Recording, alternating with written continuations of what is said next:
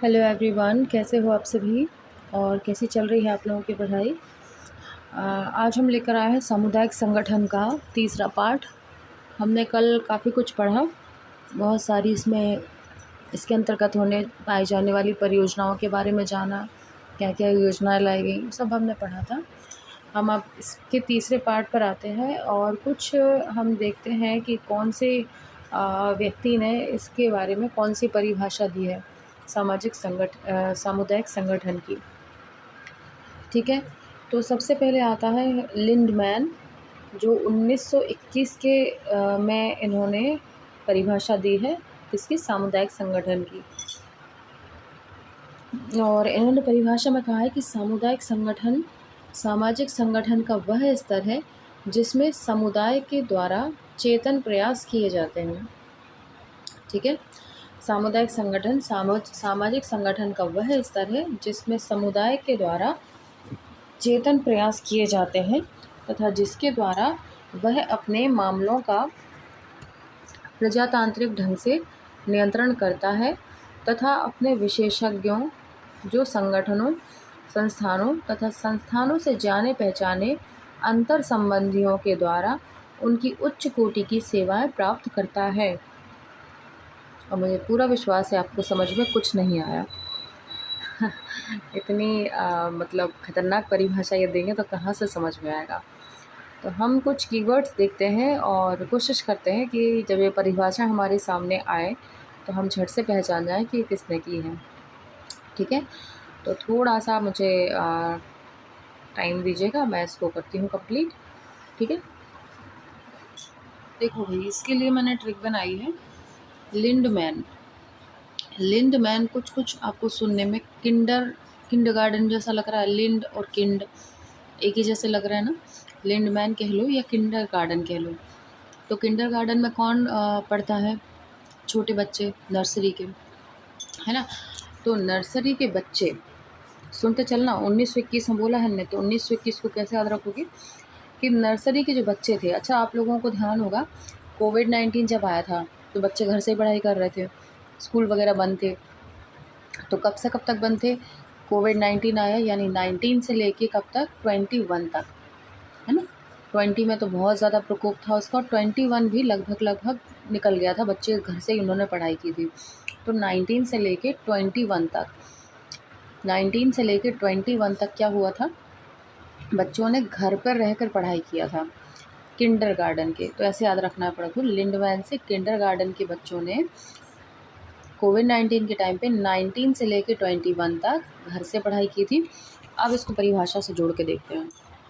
ठीक है, सामुदायिक संगठन सामाजिक संगठन का वह स्तर है जिसमें समुदाय के द्वारा चेतन प्रयास किए गए।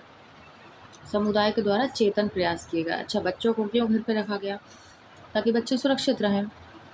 ठीक है, तो समुदाय के लोगों ने ही सजेस्ट किया कि भाई चेतन मन से विचार किया, चेतन मन से डिसीजन लिया कि बच्चों की सेफ्टी के लिए उनको घर पर रखना ज़रूरी है। तो चेतन प्रयास किए, ऐसे याद रख सकते हो आप। ठीक है, अब इसकी लास्ट लाइन अब पकड़िएगा। लास्ट लाइन इसमें दी है कि संगठनों विशेषज्ञों, संगठनों, संस्थाओं तथा संस्थाओं के जाने पहचाने अंतर संबंधियों के द्वारा उनकी उच्च कोटि की सेवाएं प्राप्त करता है। ठीक है, मतलब इसको ऐसे भी याद रख सकते हो, सेवाएं प्राप्त करने की बात आती है उच्च कोटि की, तो उच्च कोटि की सेवाएं तो मिली घर बैठे बच्चों को। जो बच्चे स्कूल नहीं आ रहे, गवर्नमेंट वाले स्कूलों ने क्या करा, बच्चों को सूखा जो भोजन है, मतलब रॉ फूड, आपका आटा और चावल, कच्चे चावल, दाल और ऑयल तक दिया। बहुत सारी चीज़ें दी हुई थी कि बच्चे स्कूल नहीं आ रहे हैं तो घर पर ही उनको खाना दिया जाए। तो सारी संस्थाएं, व्यक्ति, सब लोग क्या करें, इनके उच्च कोटि की सेवाएं प्रदान करने में लग गए। ठीक है, तो अगर परिभाषा आती है जिसमें चेतन प्रयास करने वाली बात आती है और उच्च कोटि की सेवा प्रदान करने की बात आती है, तो तुरंत आपको याद आना चाहिए लिंडमैन, यानी किंडरगार्टन, है ना। किंडरगार्टन, लिंडमैन आपको याद आना चाहिए। और कब से कब तक बच्चे स्कूल नहीं गए थे? 19 से लेकर 21 तक। ठीक है, तो ये वाली जो परिभाषा है हमने कंप्लीट कर ली।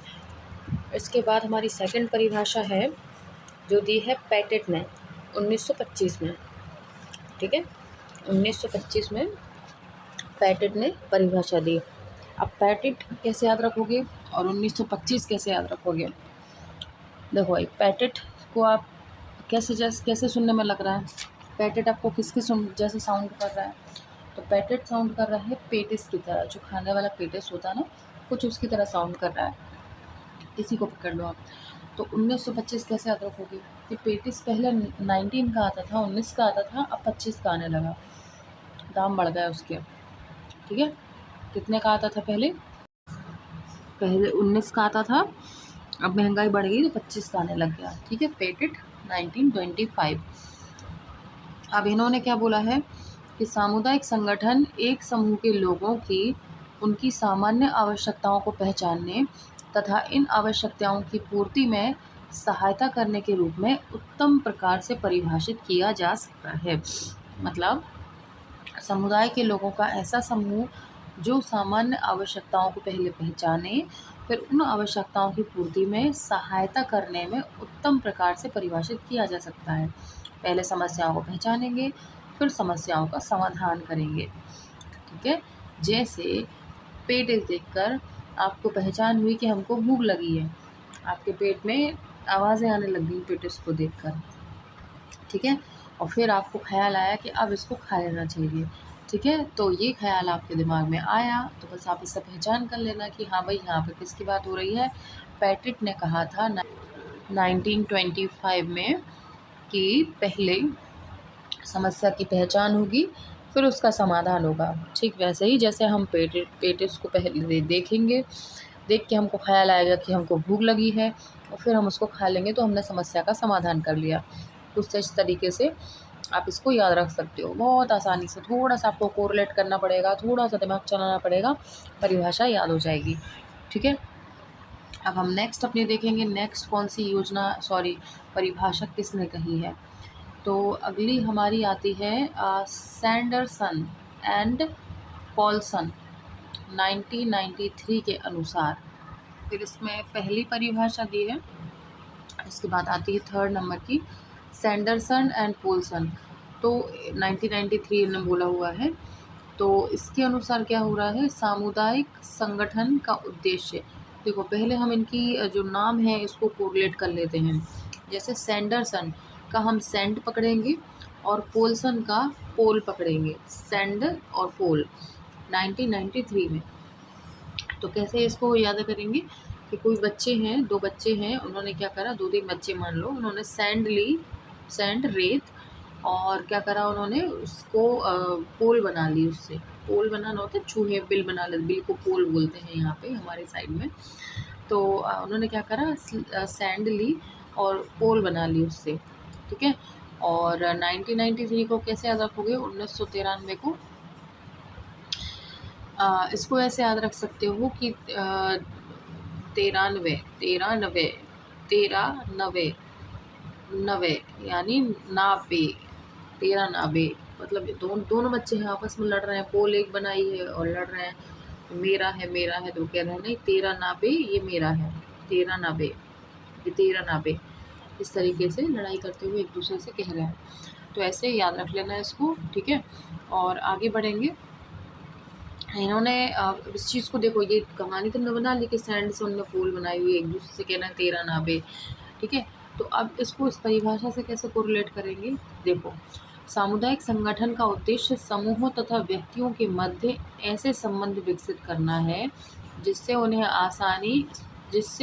उन्हें ऐसी सुविधाओं तथा समस्याओं का निर्माण करने तथा उन्हें बनाए रखने के लिए एक साथ कार्य करने में सहायता मिलेगी।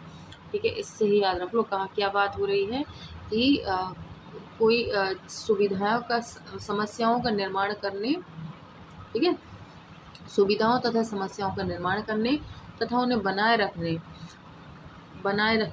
और बनाए रखने, क्या बनाए रखने, पोल को, जो हमने पोल लिया है इसको बनाने तथा बनाए रखने के लिए प्रयास किए जाएं। ठीक है, सहायता मिलती है इससे। और इस तरीके से आप इनको रिलेट कर लीजिए। जैसे अगर बात आती है, जब कोई देखो सुविधाओं तथा समस्याओं का निर्माण करने तथा उन्हें बनाए रखने की जब बात आएगी तो आपके दिमाग में क्या क्लिक होना चाहिए, भाई सैंड से रेत बना, जो रेत से पोल बनाई गई थी उसकी बात हो रही है। तो ऐसे कोरिलेट करना पड़ेगा आपको।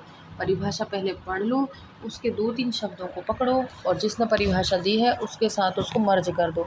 ठीक है, इस तरीके से आप याद रख सकते हैं। इसके बाद आती हमारी डनहम।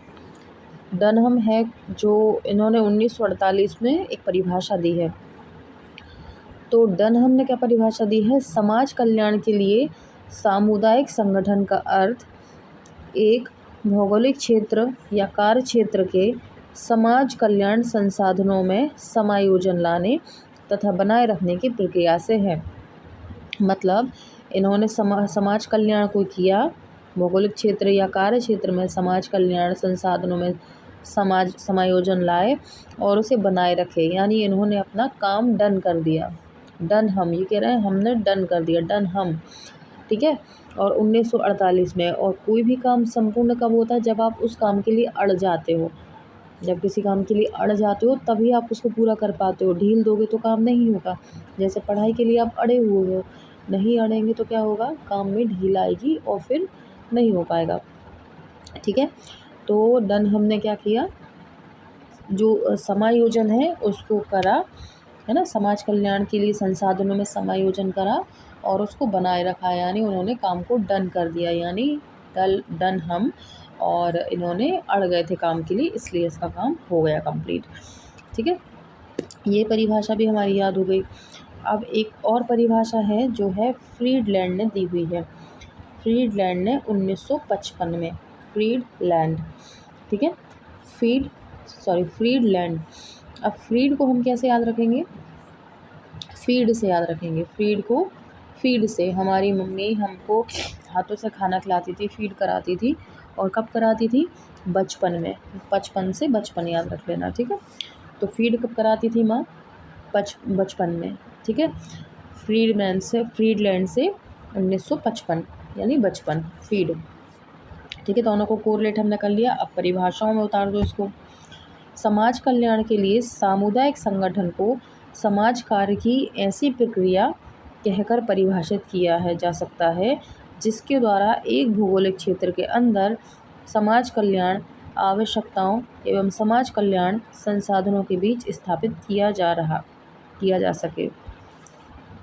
ठीक है, हम इसको कैसे कोरिलेट करेंगे, इसको थोड़ा सा देखिएगा कि आवश्यकताओं और समाज कल्याण साधनों के बीच स्थापित किया जा सके। तो देखिए, आवश्यकताएं, एक माँ बच्चे की आवश्यकता समझती है ना, और उसके कल्याण के लिए साधन जुटाती है ना। तो ये 2 शब्द आप पकड़ लो, आवश्यकता और समाज कल्याण। समाज कल्याण की जगह बच्चे का कल्याण आप समझ लो कि अपने बच्चे के कल्याण के लिए साधन स्थापित करती है। तो इसको क्या हुआ? सबसे पहले माँ बच्चे को फीड कराती है। कब कराती है? बचपन में, यानी बचपन, और उसकी आवश्यकता और उसके कल्याण के लिए साधनों को जुटाती है। ये चीज़ों से आप इसको रिलेट कर लेना। ठीक है, तो आपको याद हो जाएगा आसानी से। अब इसके बाद हम अगली परिभाषा और देख लेते हैं कौन सी है। ठीक है, अगली आती है हमारी रॉस 1956 के अनुसार। रॉस ने 1956 में परिभाषा दी है। तो रॉस को हम बाद में कोरिलेट करेंगे, पहले पढ़ लेते हैं हमने कहा क्या है। तो सामुदायिक संगठन के कार्यक्रम द्वारा समुदायों की सहायता करने की एक प्रक्रिया कहा है। उनके अनुसार सामुदायिक संगठन एक प्रक्रिया है जिसके द्वारा समाज कार्यकर्ता अपनी अंतर्दृष्टि एवं निपुणता का प्रयोग करके समुदायों को अपनी अपनी समस्याओं को पहचानने और उनके समाधान हेतु कार्य करने में सहायता देता है। ठीक है, ये किसने कहा है? रॉस ने कहा है। तो कुछ कीवर्ड इसके पकड़िए। ठीक है, तो इसमें अपन क्या पकड़ेंगे? इसमें जिसके द्वारा समाज कार्यकर्ता अपनी अंतर्दृष्टि एवं निपुणता का प्रयोग करती है।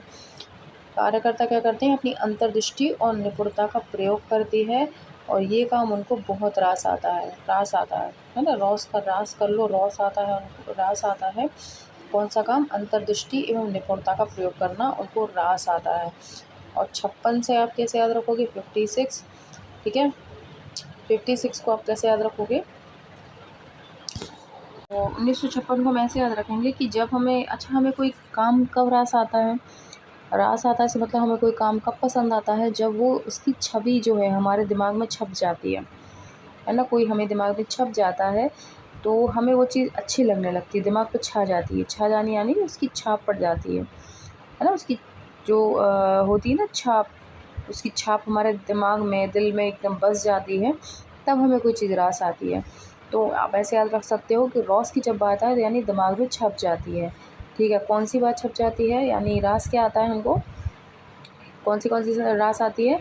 अंतर्दृष्टि और निपुणता के साथ प्रयोग करके समुदायों को अपनी अपनी समस्याओं को पहचानने और समाधान हेतु लक्ष्य प्राप्त करने में सहायता देता है। अंतर्दृष्टि और निपुणता की जब बात आए, समझ जाइए वो चीज़ हमें रास आ रही है। और रास कब आती है कोई भी चीज़ हमें, जब हमारे दिमाग में छप जाती है। ठीक है, इस तरीके से हमने ये परिभाषाएं हैं याद कर ली हैं। अब थोड़ा बहुत और बचा हुआ है, वो भी हम चेक कर लेते हैं, थोड़ा सा और पढ़ते हैं, फिर हम समापन करते हैं, क्योंकि परिभाषाओं में हमारा बहुत सारा टाइम हो गया है। तो हम अगली चीज़ देख लेते हैं अब। ठीक है, देखो भाई, सामुदायिक संगठन के अब उद्देश्य आते हैं। तो हार्पर एवं डनहम ने 1939 में 1939 में national conference of social work द्वारा नियुक्त की गई लैंड कमेटी द्वारा अपने प्रतिवेदन में दिए गए सामुदायिक संगठन के निम्नलिखित उद्देश्यों का उल्लेख किया है।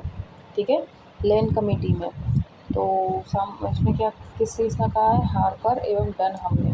डनहम के बारे में हमने पढ़ ही लिया है, क्योंकि उन्होंने अपना काम डन कर दिया था।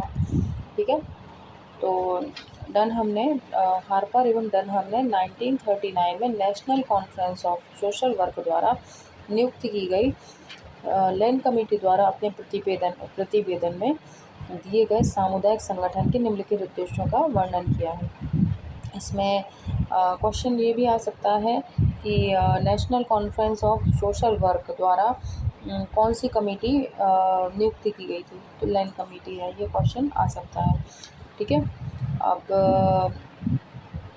और ये भी आ सकता है कि क्या बोलते हैं, national conference of social work द्वारा नियुक्त की गई लैंड कमेटी कब स्थापित हुई थी, ये हुई थी 1939 में हार्पर एवं डनहम के द्वारा। अब इसके सामान्य उद्देश्य देख लेते हैं। आवश्यकताओं की परिभाषा एवं खोज। दूसरा है सामाजिक आवश्यकताओं और अयोग्यताओं की रोकथाम और समाप्ति। इसके बाद आता है साधनों और आवश्यकताओं का स्पष्टीकरण और बदलती हुई आवश्यकताओं को अच्छे तरीके से पूरा करने के लिए साधनों का पुनः समायोजन। ठीक है, तो ये इसके सामान्य उद्देश्य थे। अब हम इसके विशिष्ट उद्देश्य और पढ़ेंगे। इसमें दो तरह के उद्देश्य हैं, एक सामान्य और एक विशिष्ट। तो हम विशिष्ट उद्देश्य इसके देख लेते हैं, वो क्या है। ठीक है, इसमें आएगा आपका द्वितीयक उद्देश्य। तो द्वितीयक उद्देश्य में आएगा ठोस नियोजन एवं प्रयास के लिए एक पर्याप्त वास्तविक आधार प्राप्त करना और उसको बनाए रखना। ठोस नियोजन एवं प्रयास के लिए, नियोजन का मतलब प्लानिंग के लिए, यानी अच्छी प्लानिंग और प्रयास के लिए एक पर्याप्त वास्तविक आधार प्राप्त करना और उसको बनाए रखना। वास्तविक आधार बनाए रखना मतलब एक मोटिव, एक बेस। ठीक है, और इसके बाद आता है कल्याणकारी कार्यक्रमों और सेवाओं को आरंभ करना, विकसित करना तथा उनमें संशोधित करना, जिससे साधनों और आवश्यकताओं के बीच समायोजन स्थापित हो सके। ठीक है, कल्याणकारी कार्यक्रमों और सेवाओं को आरंभ करना, कल्याणकारी कार्यक्रम करेंगे शुरू और सेवाओं को आरंभ करेंगे, फिर उन्हें विकसित करेंगे और संशोधन भी करते चलेंगे, क्या कमी थी और क्या सुधार होना चाहिए। ठीक है, समायोजन स्थापित हो सके। इसके बाद समाज कार्य के स्तर को ऊंचा करना और व्यक्तिगत संस्थाओं के प्रभाव में वृद्धि करना। समाज कार्य के स्तर को ऊंचा करना तथा व्यक्तिगत संस्थाओं के प्रभाव में वृद्धि करना। ठीक है, अगला है परस्पर संबंधों में सुधार करना और उन्हें सुविधाजनक बनाना। परस्पर जो संबंध हैं उन्हें सुधार करना और उन्हें सुविधाजनक बनाना तथा समाज कल्याण कार्यक्रमों एवं सेवाओं के प्रदान करने से संबंधित संगठनों, समूहों और व्यक्तियों के बीच समन्वय लाने के लिए प्रोत्साहित करना। मतलब परस्पर संबंध, आपसी संबंधों में सुधार करना ताकि मनमुटाव ना रहे, कोई बातचीत ना रहे, और उन्हें सुविधाजनक बनाना, सरल बनाना। मतलब कोई ज़्यादा औपचारिकताएँ ना हो, और समाज कल्याण कार्यक्रमों एवं सेवाओं के प्रदान करने से संबंधित संगठनों, समूहों और व्यक्तियों के बीच समन्वय लाने के लिए प्रोत्साहित करना है। सबके बीच में कोऑर्डिनेशन सही होना चाहिए। इसके बाद आता है कल्याण संबंधी समस्याओं, आवश्यकताओं और समाज कार्य उद्देश्य कार्यक्रमों और प्रणालियों के विषय में जनता में ज्ञान को विकसित करना। ठीक है, आपने कल्याण संबंधी समस्याओं को पहचाना, उनकी आवश्यकताओं को पहचाना और समाज कार्य के उद्देश्यों को समझा। कार्यक्रम प्रणाली से जनता के ज्ञान को विकसित नहीं कराओगे तब तक कोई मतलब नहीं है। इन सब चीज़ों में क्या होता है, जनता के ज्ञान को विकसित करना पड़ेगा कि क्या ज़रूरत है क्या नहीं है। सब उनके नॉलेज में होगा तब, नहीं तो उनको तो सब चीज़ फिर फालतू लगेगी, कोई मतलब ही नहीं है फिर, है ना। पहले उनका विकास मानसिक रूप से करिए आप कि होना है, ये सब डेवलपमेंट होना ज़रूरी है। नहीं तो वो सहयोग क्यों करेंगे भाई, जब तक उनको पता नहीं होगा कि इससे क्या लाभ है क्या नहीं है। अब तक हम किन अभावों में रह रहे हैं, वो सब उन्हें समस्याएँ बताएँगे, फिर उनको प्लानिंग बताएँगे कि अच्छा करने से, ये योजनाओं को समझने से आगे क्या-क्या डेवलपमेंट हो सकती है, तब तक वो सहयोग नहीं करने वाले। मतलब पहले उनकी कमी उनको दिखाना है, फिर उनके प्रॉफ़िट्स उनको दिखाने हैं कि इससे क्या प्रॉफ़िट हो सकता है, तभी वो उस चीज़ में इन्वॉल्व होंगे। ठीक है, इसके बाद समाज कल्याण संबंधी क्रियाकलापों के प्रति जनता का समर्थन और सहभागिता का विकास करना। ठीक है, समाज कल्याण संबंधी क्रियाकलापों के प्रति जनता का समर्थन करना और सहभागिता का विकास करना। ठीक है, तो ये कुछ हमने इसके द्वितीयक उद्देश्य देख लिए और मेन जो सामान्य उद्देश्य थे वो देख लिए। कुछ परिभाषा आज हमने कंप्लीट कर ली। मेरे ख्याल से इतना इनफ होना चाहिए, क्योंकि परिभाषा में बहुत सबका दिमाग घूम गया है। इसका बार-बार आपको रिवीजन करना है, कीवर्ड्स पकड़िए और उसके अनुसार जो ट्रिक बताई है उसको फॉलो करते रहिए, तो जल्दी-जल्दी याद हो जाएगा। ठीक है, अभी बहुत सारा बचा हुआ है सामाजिक संगठन, धीरे-धीरे करके हम इसको ख़त्म करेंगे। ठीक है, और फिर इससे संबंधित कुछ भी क्वेश्चंस आएँगे तो आप इज़िली कर सकते हो। ठीक है, तो हम अगली वीडियो में अपन मिलते हैं और अगला पार्ट इसका करेंगे। ठीक है, तब तक इसको रिवाइज़ कर लेना आप लोग, नहीं तो फिर पहला पार्ट, दूसरा पार्ट, थर्ड पार्ट जितने भी आते जा रहे हैं सब आपको रिवाइज़ करने हैं, नहीं तो मिक्स हो जाएंगे सारे। ठीक है, अपन इसके एमसीक्यूज़ भी लगाएंगे लास्ट में, तो आप थोड़ा सा देखना है इसको। ठीक है, अगले वीडियो में मिलेंगे, तब तक बाय बाय।